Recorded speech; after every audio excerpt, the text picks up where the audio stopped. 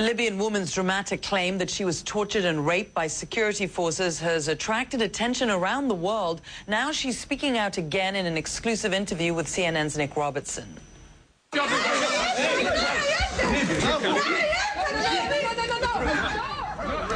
On March the 27th, Eman Al-Obeidy burst into a Tripoli hotel housing journalists. She said that she had been abducted and sexually assaulted. Libyan authorities got in there and they just whisked her away. Now she's out of custody, but says authorities have taken away her passport and they won't let her leave the country. Eman Al-Obeidy says that she's grateful for the international support she's got since a plea to reporters for help. She talked about that in her first on-camera interview since she was hustled out of the journalists' hotel that you saw more than a week ago. The exclusive interview with CNN's Nick Robertson was recorded Wednesday and was facilitated by Muammar Gaddafi's son, Saadi, against the explicit wishes of the Libyan government. As Nick explains, the transmission of the interview was delayed almost 18 hours after the Libyan government insisted on reviewing the interview, a review that never came. Here's some of what she told Nick. When you came to the hotel, you wanted to explain to the journalists everything that had happened to you. Can you explain and show to me what happened to you? I was kidnapped by 2 cars belonging to the armed forces and the Gaddafi brigades. They drove their normal patrol police cars.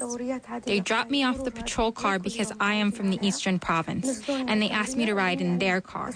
Then they took me. They were drunk in the car, and they took me to the residence of one of them, where I was tortured, raped, beaten, and I was tied. When I was showing the journalists my hand bruises as a result of being tied, my hands and legs were tied up backwards for 2 days. You're still quite bruised here. There are a lot of bruises on my body as a result of the torture. People have blamed me for showing my body. They said, how can she expose her body to people like that?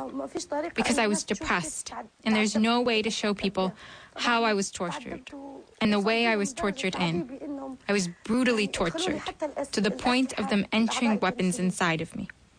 After 2 days, they would also pour alcohol in my eyes.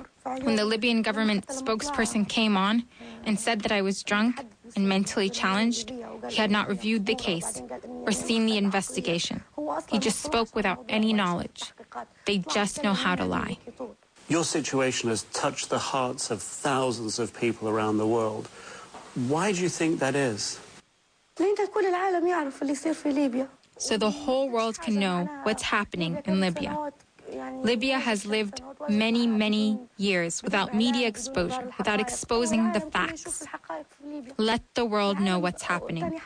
The world has felt for me, and especially women, because I was raped and kidnapped, which moves people. And at the same time, the truth is coming out. Nothing remains hidden. Do you have a message for your parents and for the thousands of people that have supported you? I would like to direct a message to my parents that they keep pursuing my situation so that I can return home and be with them in the coming time period, and to stay strong. I would like to thank everyone in the world who stood with me and monitored my case and felt sympathetic to my plight. A 10-second portion of that interview was cut out at the request of Saadi Gaddafi with the agreement of Al-Obeidy. In that clip, she spoke to the people of the rebel-controlled cities of Benghazi and Misrata, telling them to be strong.